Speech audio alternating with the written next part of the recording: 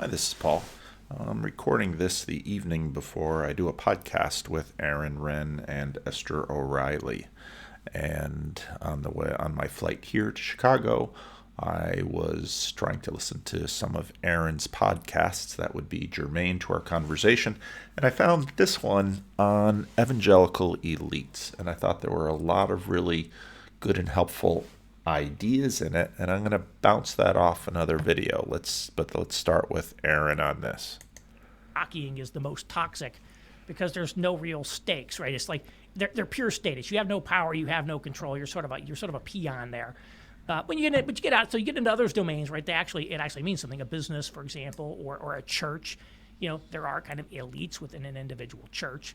And so I think you can look at these, kind of individual subdomains is each could have its own elite. And obviously the dynamics are going to be different.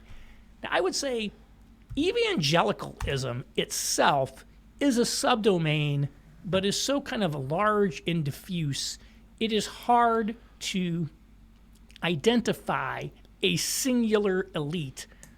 Now, one of the things that makes Wren interesting is he's got a lot of sensitivity and a lot of thought about culture in general, and he's not afraid to talk about capturing culture and figuring out how that moves on a large scale.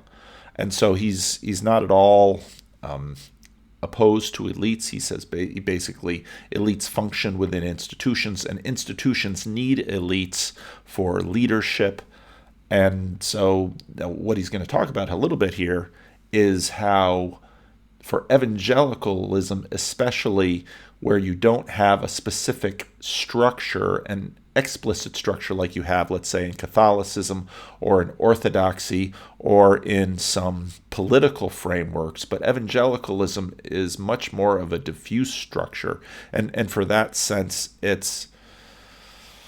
Now, I'm not using spiritual here to say that evangelicals are more spiritual than Roman Catholics. It's not the sense that I'm making, but rather the sense of the structure of leadership and the path to elite performance is much more implicit and therefore non-structural. And in that sense, sort of spiritual in sort of an egregore, emergent way. In the evangelical domain. Instead, I think you have to look at tribal or subdomain types of groupings to find kind of elites. So one kind of grouping would be, kind of progressive evangelicalism, which you could think of as the Sojourners crowd, the Neo-Anabaptists, the new monastics, people like that. They've got their own little world, their own kind of little ecosystem, and different people have different status with that. I think there's an emerging tribe which is called ex-evangelicals, which are distinct from that, and they have their own little world, their own little tribe. There's now part of I was also listening to maybe I'll just grab it a second. Just a little clip from this Douglas Murray conversation with John Anderson. Elements of the so-called gay community, which I say so-called because there is no such thing. Yeah. I mean, So this is one of the interesting aspects of this. There must be there are a lot of gay people who don't want to be defined by their sexuality. Well, just they like, are a whole heap of other things. Yeah. They're citizens. They might be boilermakers. They might be city executives or what have you. But suddenly there's an insistence that they define themselves. Yeah, and this has come in very recently, and it's come in each of the ones I described. And so you get this question of how to define. And that then gets to questions of elite status and who are the leaders. But the leaders very much emerge. And unlike when you have an explicit status hierarchy, the leaders, everyone recognizes the leaders, but they might not necessarily, they might be a leader of an institution, they might be a leader of a church, they might just have a podcast. I mean, part of what's happened is that so often now the leaders are media producers. I mean, let's think about Beth Moore. There's this big fight in the Southern Baptist over women in church leadership. And again, part of the argument I made is that Beth Moore has way more clout than the vast majority of formal Southern Baptist leaders. And so evangelicalism is this strange emergent, we struggle to use the word community, the strange emergent principality, in a sense, that certainly has power, it certainly has agency, it certainly has all of these things. And then elites function in a way to move that principality in ways that obviously far outweigh other individuals in the community. New Calvinism that has its own thing. That was talked about Brad Vermeulen in his book. He did this about it, and he did his PhD thesis on that. He's become an expert on kind of New Calvinist movement. And I think even within this sort of like what Vermeulen labeled mainstream evangelicalism, which you might think of as many of these non-denom suburban megachurches, there are all these tribes. So when I was in New York, I visited Hillsong a number of times. Probably went there 10 times. Maybe half the time they had a guest speaker. And it was always some super dynamic, evangelist or pastor of another church. And, they do a bunch of conferences. And I bet if you looked at who speaks at the Hillsong conferences, and who speaks at their church, that would uncover kind of a network, that exists around them. These different. So you see it that it's implicit. And so what we tend to do in these implicit communities is we look at who other people are looking on. It's sort of a Rene Girard mimetic desire sense of identifying who the leaders are. And it's a very living situation. It's a very living, complex, organic model. Sorts of affiliations. I bet if you look at different conferences, just mapping out conference speakers and mapping out guest pastor appearances probably map out a lot of networks that aren't necessarily as visible. And even some of the visible networks would probably be as well. So I think it's tough to speak of an elite except of an evangelicalism at large, but you can speak of elites within some of these sub-communities. And now, it's also, I've made this point quite a bit, that evangelicalism is in many respects a marketplace. It's some of those dynamics, especially because so much of the leadership comes from publishing, from media. The Billy Graham Evangelistic Organization was an enormous institution, raised tremendous amounts of money, had vast amounts of influence. Out of Billy Graham, of course, you had the rise of, now this mic is a little hot, I have to turn this down. All of these adjustments that I don't usually have to make. You had the rise of Christianity Today. Of course, you had Wheaton College. In this area of Chicago, quite near. You're going to be around Wheaton. Wheaton wines comes up in the conversation quite a bit. So all of these things came out of certain leaders in this principality, as it were. Vermeulen, again, sort of views many of these sub-communities as, in essence, jockeying for a position within a broader evangelical field. You can read his book if you're interested. Actually, go to my YouTube channel and listen to the great interview. I'll have to find that one that we did. He had a lot of fantastic things to say. So that's what I say. When you talk about elites, you have to be talking about what subdomain within evangelicalism are you talking about. And I think a lot of people throw around a term, big Eva, and when they're talking about evangelical elites, I think a lot of people have this big Eva group in mind. And big Eva is essentially coterminous with the New Calvinist group or the gospel, gospel. I thought this was an interesting point. I'm not sure if I agree with him, because I wouldn't consider Russell Moore sort of, maybe he is part of the New Calvinist group. I don't know. The New Calvinism in many ways became, after with the steady decline of the seeker movement, the emergent movement splits off into progressive evangelicalism, New Calvinism, and in some ways the really still emerging sort of the new neo-sacramentalist, where you have Anglicanism and some of those other movements right now. Industrial complex, as other people have called them, that sort of thing. So it's denominational leaders, it's big pastors, it's wealthy financiers, it's seminary people, it's publishing executives, it's big authors and journalists, it's holders of elite secular roles, people like that. So again, I think you could look at the conferences in this sort of world, look at. And I think he's right. The conferences, the organizers of the conferences are trying to figure out who will draw the people. Now, there's been a lot of conversation in evangelicalism about the gender of the conference speakers, the skin color of the conference speakers, and some conferences have been trying to balance that out. Other conferences have said, no, that shouldn't be the focus of attention. Some are sort of going halfway.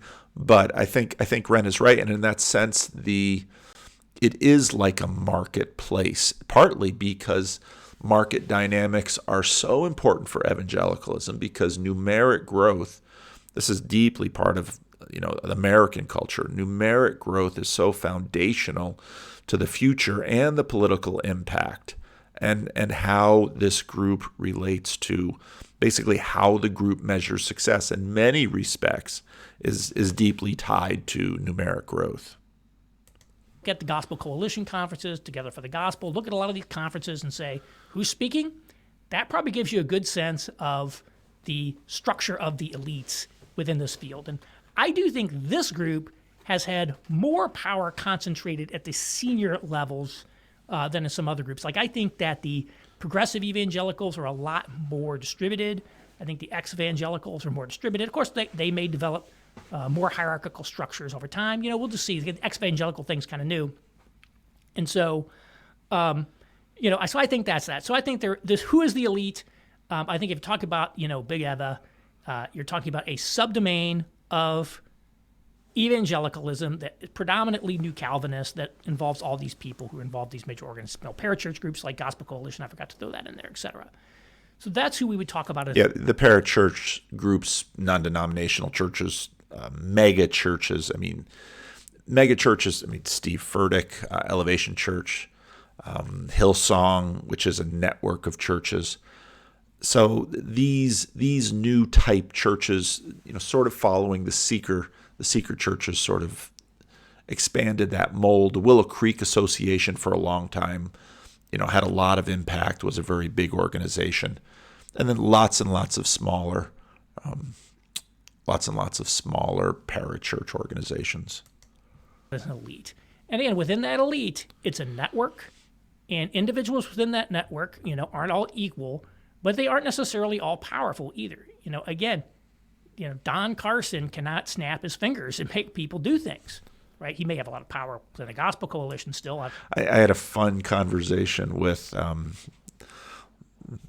don't know if I'll name him, the guy who picked me up from the airport. When COVID hit, he went from evangelicalism and joined the Roman Catholic Church. His daughter was going to a Latin Mass church. And I asked him, I said, well, I thought, the Pope was going to shut the Latin Mass down. He says, no, but the bishops have a lot of power. The Pope can say what he wants, but the bishops have a lot of power over their region. So if they want to keep the Latin Mass going, they can.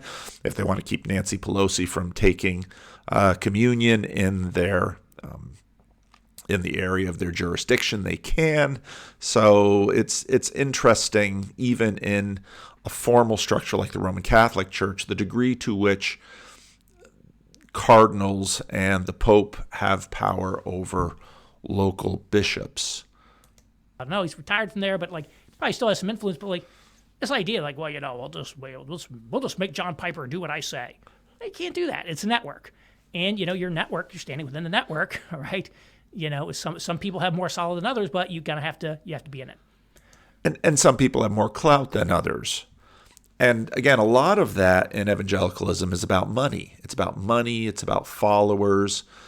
It's about this, clout is often the word that's used. It's sort of this organic sense of it's difficult to talk about, and therefore in something as implicit and informal as evangelicalism, those things have a lot of weight, which means, again, you look at conference speakers, you look at book sales, you look at all those things. So that's kind of who are the evangelical elite. And you could think about it in terms of different tribes. If you wanted to look at it elites, you could look at it different kinds of elites in different subsections of evangelicalism. I think one reason that the New Calvinist people get so much press is because these folks have been much better at building connections to secular elite media, and that is essentially a force multiplier, right? For you is when you have a byline or a friendly article in, call it the New York Times or the Washington Post, then that makes you look pretty good. Wow, that's pretty impressive.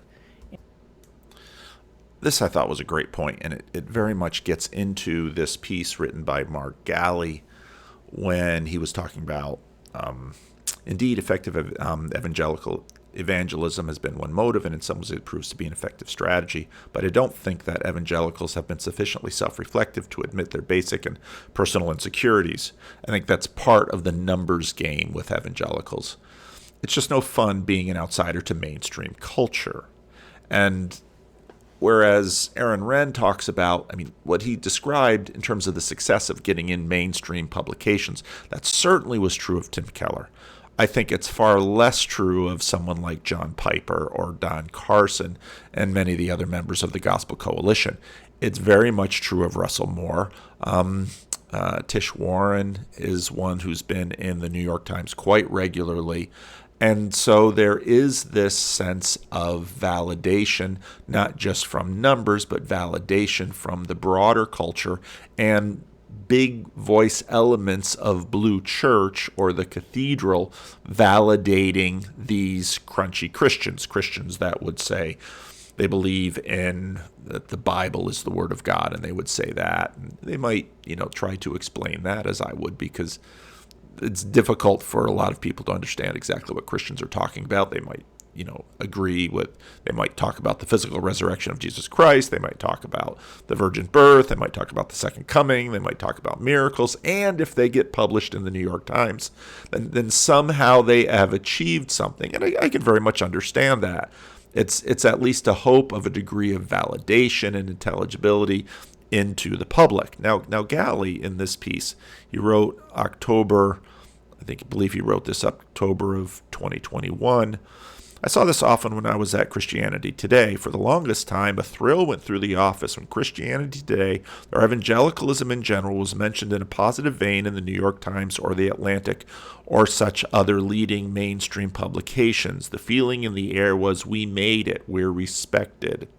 And I think Galli is right that there's an insecurity down below which suddenly that is validated by this Blue Church. And I think the Blue Church, again, is in many ways the heir to the long-standing Christian nationalism that has been the predominant force in public from the time of the Civil War, then into the Roosevelt administration, where he brings in Catholics and Jews into the mix, and since that time has been getting increasingly secular, and over the last number of years has tended to move much more towards versions of wokeism, and which has sort of become the successor ideology or the replacement religion to this long mainline conversation, which I've pointed out in previous videos. Galli goes on to say, this irritated me because I naturally believe that Christianity Today's outlook was superior since it was grounded in the truth of the gospel and not secularism. So I often commented that we had things backwards. New York Times ought to be thrilled when it gets positive mention of Christianity Today. But again, that's where sort of the marketplace dynamics. For a long time, secular marketplace has sort of turned a blind eye to the power of Christian media. The Bible isn't on the New York Times bestsellers list because it would always be on the New York Times bestsellers list. And because all of this evangelical marketplace power is often ghosted by the media, but not as much by the politicians, because of course the politicians are enormously pragmatic in terms of culling, or not culling, but seeking a following. And that then sets up this dynamic of resentment that you see in the media. Their evangelicalism is synonymous with republicanism, and that becomes a self-fulfilling prophecy. And then you have insecurity by sort of the left or the mainline church, which has been shrinking numerically to a dramatic degree, but as was true during the Biden election, articles would come forward. Oh, we're here too. Jack Jenkins' book, American Prophet. So this is a live conversation. Gali goes on, this tendency has only gotten worse, as now the mark of successful evangelical writer is to get published regularly in the Times, Atlantic, and so forth. What's interesting about such pieces is that such writer makes a point that affirms the view of the secular publication on topics like environmental care, racial injustice, sexual abuse, etc. Then B, they preach in such pieces that evangelicals should take the same point of view. This is where we're going to get into this question of leadership, especially connected to, see, I've got this word egregore, but I don't want to use it. I really want to use much more Christian nomenclature, and I think principality, kind of emergent principalities that arise from communities in terms of a communal conscious, a thinking together, a believing together, signaling each other, and so all of those status dynamics that go into creating a spirit up from below, emerging from a community, and very much then leaders emerge through this, and leaders have both a sense of being able to articulate the spirit of the community, to embody the spirit of the community, and then to represent that community to the other spirits and the other communities out there in the world. That's sort of the relationship between the elites and the leaders and the spirits as they emerge from these communities in it. Now, if, however, you would sort of like to, if you're very interested in saying, well, I sort of came to the party with these conservative evangelicals, but now the New York Times and the Blue Church and all of these are sort of the cool kids. I'd rather, say, upgrade my friend group and go over with them, because if I can, be with David Brooks, it's interesting, like Ross Douthat being a Roman Catholic. The Roman Catholic dynamics seem quite different. I'd love to hear from, someone like Cale Zeldin to see what he thinks about it. Because Cale is someone I think that pays a lot of attention to this realm, or maybe Rod Dreher. So this tendency has only gotten worse, as now a mark of successful evangelical writers to get published regularly in the Times, Atlantic, and so forth. What's interesting about such pieces is that such writers make a point that affirms that, I already read that, of these writers are really interested in getting those evangelicals to change their mind. The last place they should be is in the mainstream press. And this is a great point. Better try to get a column published in the most popular Pentecostal outlet, Charisma. But that would do nothing to enhance the prestige of evangelicals among the cultural elites. Because again, for Pentecostals, it's a lot different. Pentecostalism is in many ways sort of a firm no. Basically it says to secularism, read the hand. No, I don't care. You're you're of the devil. It's much more different embodiment of fundamentalism that is much more willing to stand up to the Blue Church and say, no, I reject you. I don't really care what you think of me. We have the power of God's Spirit. God's Spirit is present. We have miracles going on. We're just going to go forward, and we're going to vote the way we want. We're going to believe the way we want. I don't really care what is in the New York Times anyway. Don't even read it. So again, you have all of these nuances of all of these different communities. And this then gets into the leadership point. Because again, these emergent spirits that people are participating in and people are creating, you need leaders, you need elites who can give voice to the community, then the community rallies around them. And so those are the sorts of things that I think, give them a lot of standing. They got a lot of big names there. So the next question is, are they doing a good job? And I think this is where, I think... And this is the part of the video I was very interested in because, of course, you have to evaluate them. Well, evaluate them according to what? It depends on if your goal is to get the affirmation and validation of the New York Times, or if your goal is to get the affirmation and validation of the community that, in a sense, brought you to the dance, the community whose spirit has sort of found the leader, and the leaders have been producing the community, and up and up and up. They've risen within this marketplace of competing communities and competing leaders, all very implicit. It's highly diverse in terms of whether or not they are doing a good job. I think you have to look at the individuals.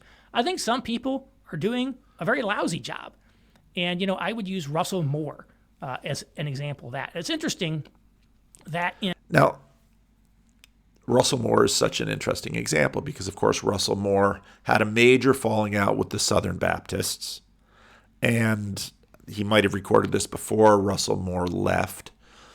But again, Trump, as we've talked about before, Trump was sort of a boundary water, or sort of a continental divide with respect to many of these communities. Now, here's part of the dynamic, though, is that you rise up with this emergent spirit that becomes the community. Leaders always have sort of a dual role. On one hand, they need to speak for the community out to the world and engage with the rest of the world on behalf of the community. But there's also a role of trying to improve the community. And I would say Russell Moore is probably someone who said he wanted to improve the community, but what really happened was a very different dynamic. And I think that's what goes into Aaron Wren's evaluation of him. in the Mere Fidelity podcast, Alistair Roberts defends Russell Moore. He's like, Russell Moore may not feel that his job is essentially to defend his people. He feels his job is to declare the gospel. Maybe he feels. And so there's the dynamic. So is the job of the leader to represent the people, to defend the people, to be a part of the people, and help that emergent spirit contend with the other rival and competing spirits?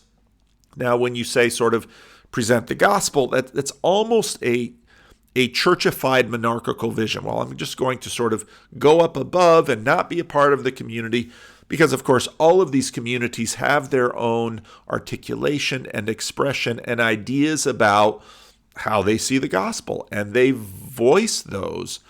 And so, what you had in Russell Moore's case was, and this was very common among certain evangelical groups, didn't like that many of his people were supporting Trump, which obviously should not have come as any surprise.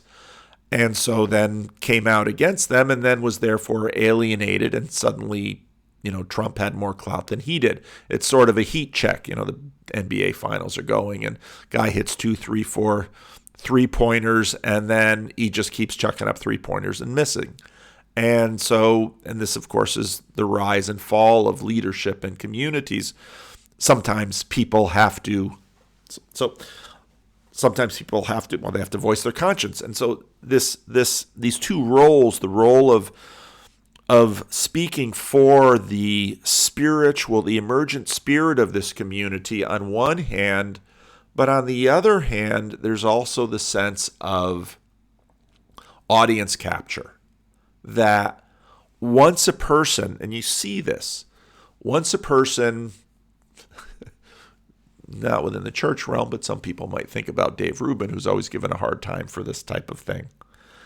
But once a person gets to a certain point, if the person sort of has the sense of becoming just an available voice for whatever his audience wants him to have, you also lose credibility. So what happens with leaders is they sort of maintain that edge. It's sort of like an order chaos edge with respect to the mind of the emergent spirit that goes up. And good leaders sort of intuitively stay right at that edge and are able, therefore, to improve the community and continue to let the community not get soft or stale or bored, but help the community continue to rise. That's really what good leaders do. But Obviously, if they stray too far from the narrative of the community and they violate at least a sense of the part of the community, then this mass that has been able to cohere and sort of go up and up and up, then it begins to fall apart. Or it finds another leader to continue its journey through. That way now, but back in 2015 when he was writing articles in the New York Times trashing evangelicals voted for Trump, which by the way 80% of them did, he was actually the paid representative of the SBC, right? He ran their policy lobbying arm, basically. He was the chief policy officer of the SBC, essentially. So yeah, his job actually was to rep his people, and instead he trashed them. And this idea that now that trashing business we're going to come back to, because that's a key thing that has repeated again and again, that we have elites who hate the emergent spirit that has elevated them and given them elite status. And there's resentment, there's condescension, there's pride, there's all of these things. And once you look down on the emergent spirit that has energized your community, well, that condescension, that spirit is going to turn on you. the elites, do not have to identify with, represent, etc., the people that they purportedly lead, I think is arguably the most pernicious idea in America today. We have an elite that views themselves as completely apart from the people in many respects. Very few of them make it very clear they do not like, large chunks of the American people, and that's a real problem in our country. Now, in and of itself, that's so. I'm thinking about Jesus.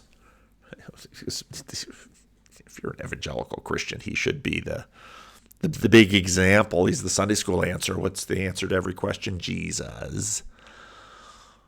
Jesus was not captured by his audience. He's the Son of God, so but Jesus was not captured by his audience. But then you face the consequences. So, for example, John 6, unless you drink my blood and eat my body, you can have no part of me. Okay, and they all leave. That's what happens. And, obviously for Jesus it was the right thing to say. Only time tells whether or not for Russell Moore it's the right thing today. Many leaders over long periods of time go through these ups and downs. And of course, Aaron Wren's evaluation is his evaluation. When you have elites that are so disconnected and often hostile to, as with Russell Moore, hostile to the very people whose ties are paying his salary. So I think the people who are going into these secular publications... And this is the same with pastors. I mean, it's exactly the same deal with pastors. And pastors rise and fall. And pastors have to watch their own conscience and figure out what they are willing to and what they are not. And it's the same dynamic. And trashing other Christians are definitely people who are not doing good things. And I believe they actually, do have a duty to think about the people that they purport to lead. Now, not everybody is an institutional leader. Right. Not everybody's an institutional leader, but if they're a Christian leader, they in fact do have an obligation to love the people they are leading. And contempt is not an expression of love.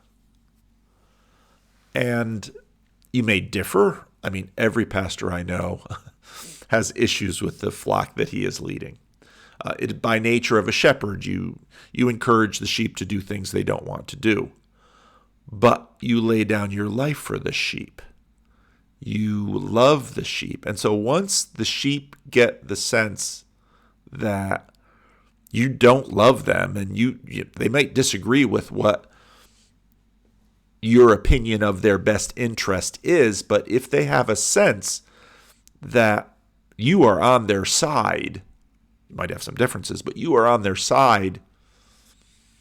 They'll stick with you. But if you, let's say, took the church girl to the dance and now you want to go home with the New York Times girl, no, they will not tolerate that. Moore is definitely on the, far end of the spectrum because he held a position as the head of the policy arm of the SBC. But a lot of other people have essentially major roles as well, and you need to think about that. I think other people are doing quite well. Kevin DeYoung, who's in that Life Books and Everything podcast, I think he is doing a really great job.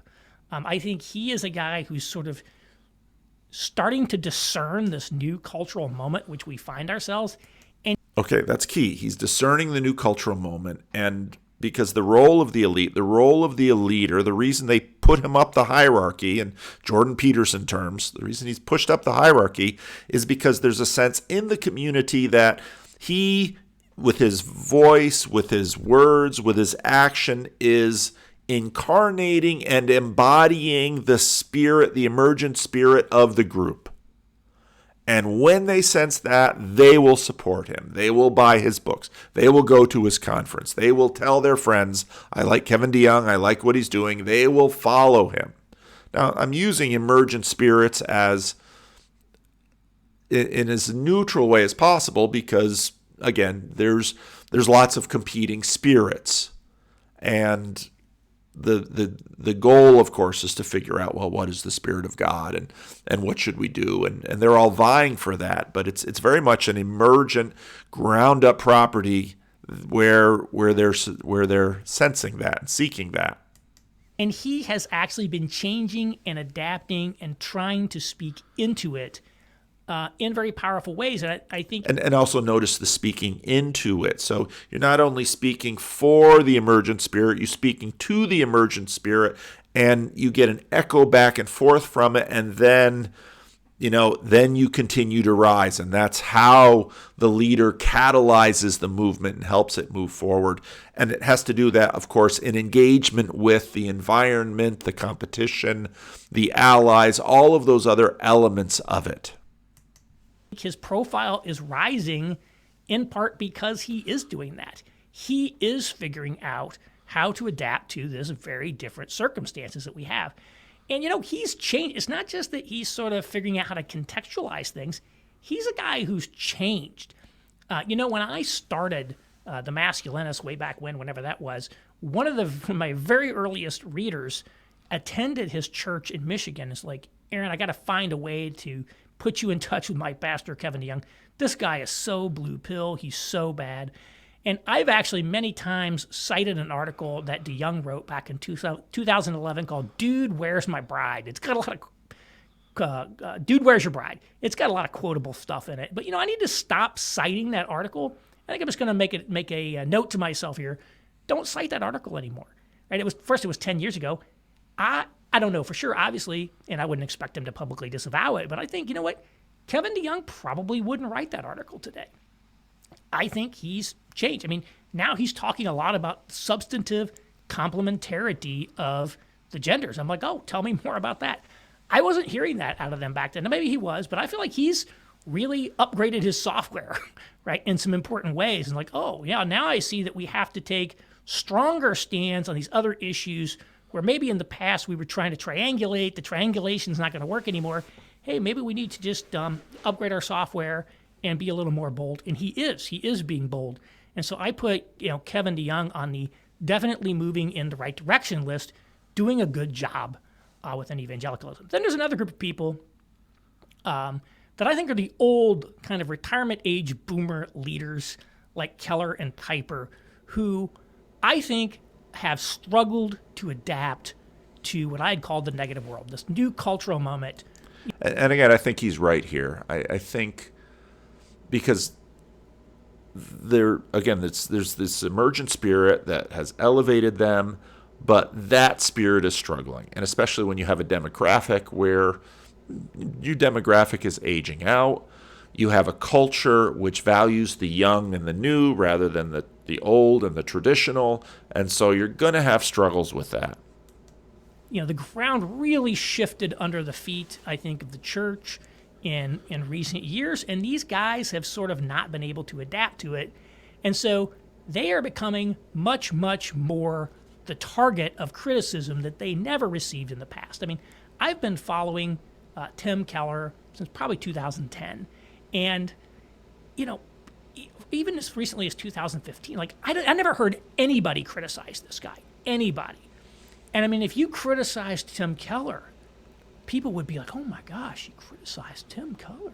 And anybody who then did start to wade into a little critical waters, like they had to spend 25 minutes affirming all the things they love about Tim Keller before they could make the one little tweet. I mean, And part of this, I think, also a lot of where Keller has gotten pushback has been on Twitter, and Twitter. Be careful with Twitter. Be careful with Twitter. It's one thing if you're doing a 20-minute sermon, or you're doing an hour-long talk, or you're doing a 2-hour podcast. But 240 characters of a time, even if you put in a thread, off the cuff, it's a pitfall. this guy was really seen as just this kind of he was so good. He had no critic. Now he's got a lot of critics.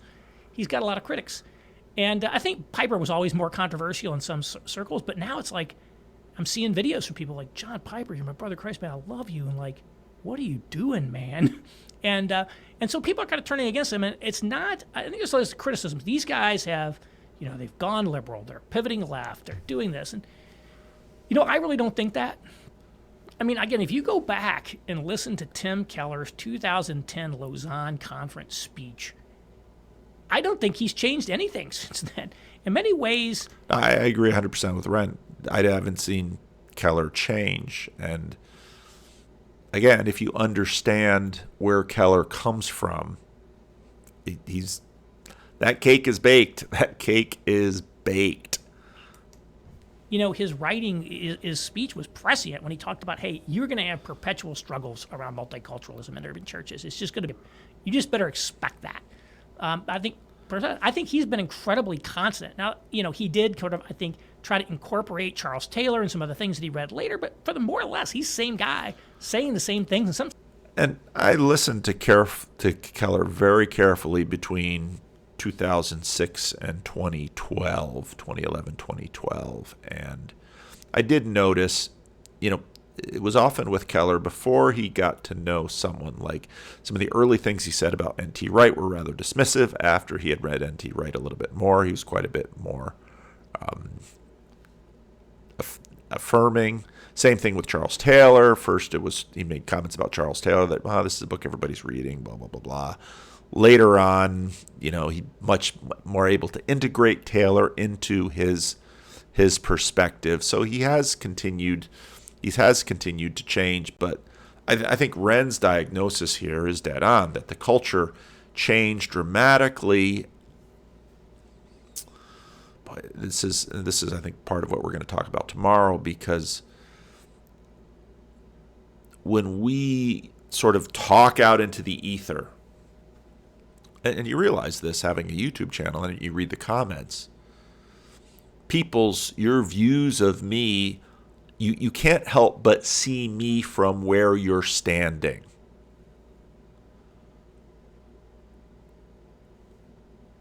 And so your perspective of me will be from where you're standing. And that's always true. And it's very true of someone like Keller. And, I'd hate to play the health card, but the guy is, struggling for his life, battling pancreatic cancer. That isn't incidental either in terms of his ability to perform, I would imagine. It's also that hierarchy's bind and blind. You ride a wave up on this emergent spirit, and you get to a certain height, and you repeat the stories that brought you there. You see this with almost anybody who's achieved a certain degree of status, especially for a long period of time. It's, Journey. No matter who's in the band, you play the hits. It's the way this goes.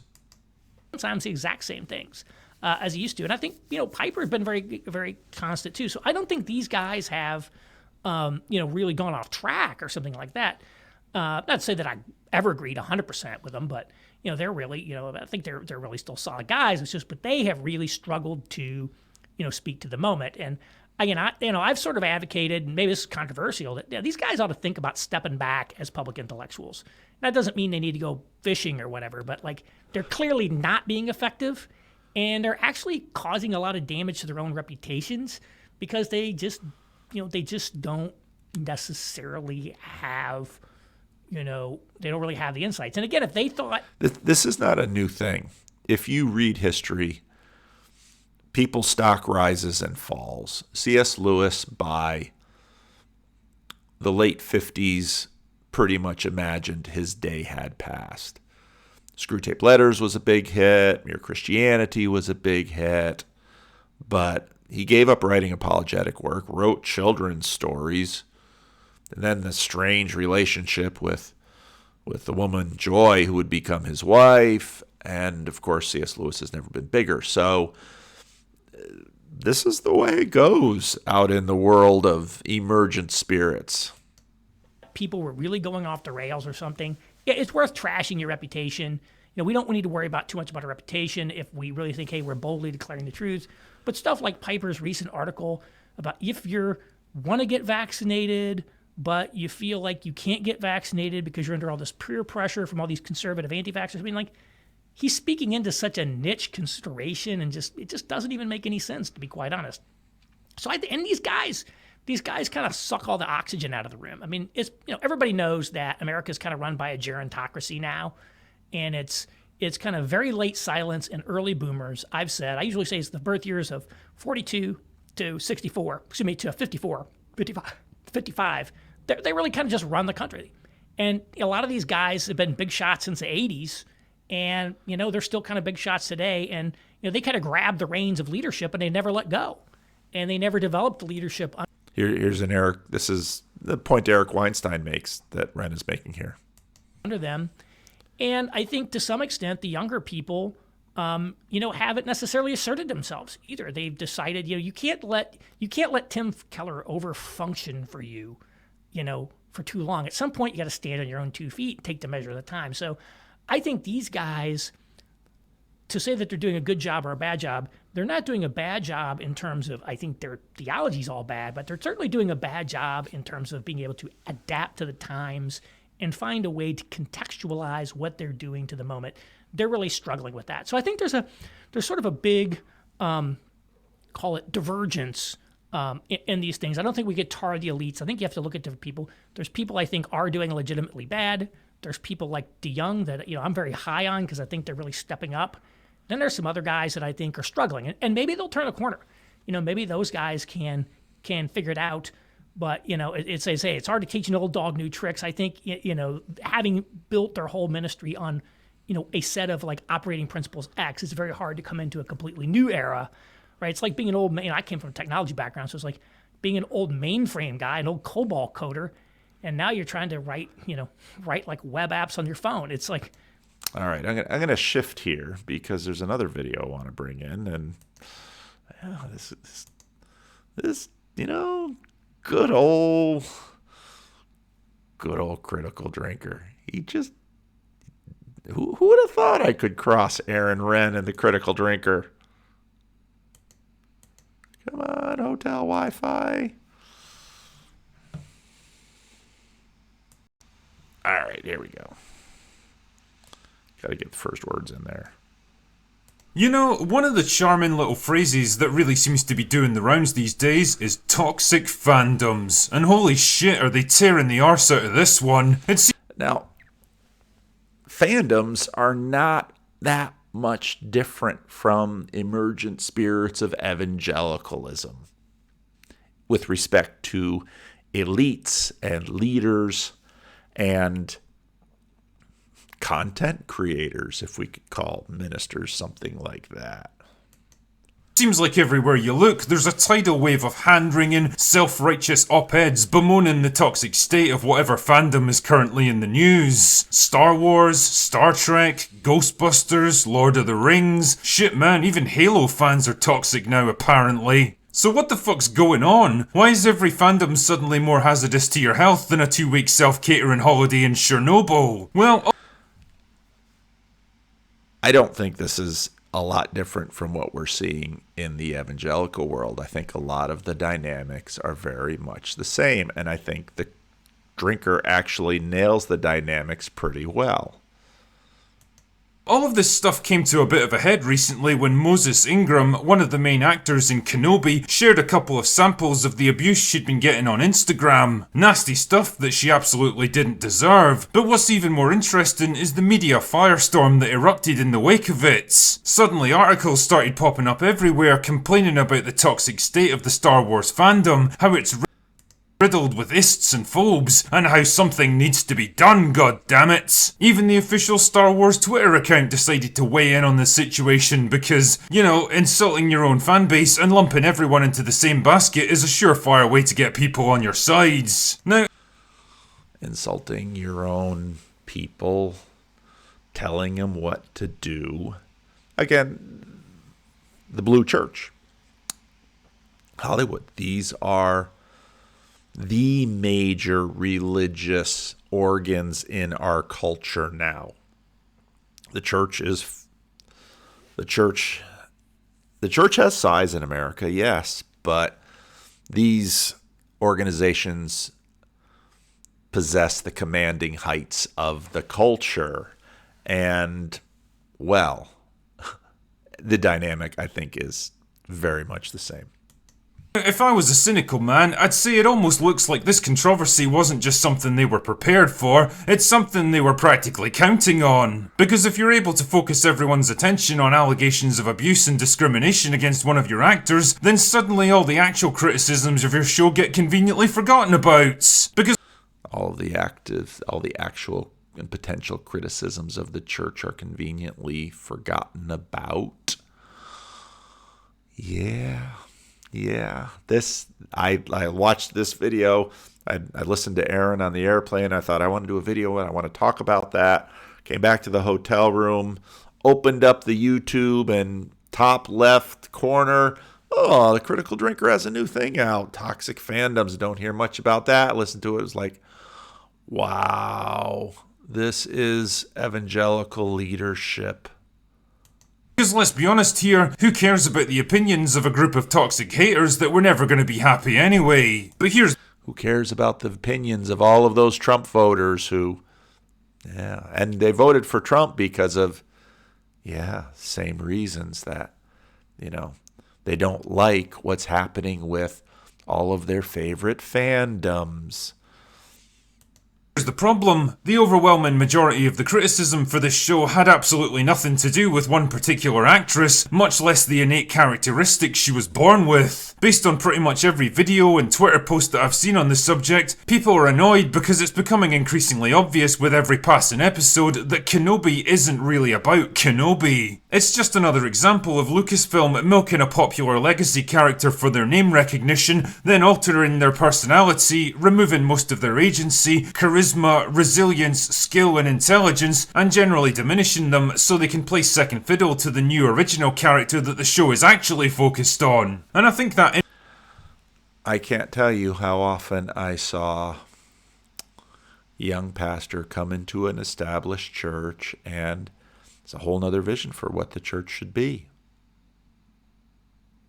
Churches bite back. infamous tweet from the official Star Wars account gave away more than they'd intended. Now pay attention 007 because this bit's important. They are excited for Reva's story to unfold. I think that tells you pretty much everything you need to know about the writer's intentions here. The show might... And don't overlook the power of nostalgia. I've brought up nostalgia repeatedly. Clay Rutledge's conversation with Jordan Peterson. Clay Rutledge having studied nostalgia. Yeah. Because, well, I love to tell the story, the old story that I have loved so well. No, this is the story. This is what you should pay attention to.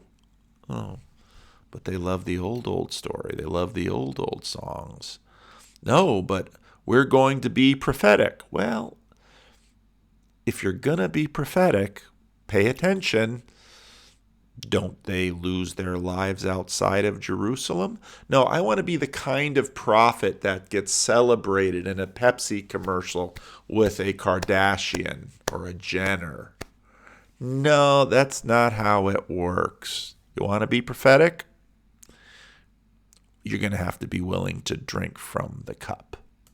Might be called Kenobi, but it's actually Reva's story. It's a classic bait and switch tactic to drum up interest in something that most people wouldn't have given a shit about.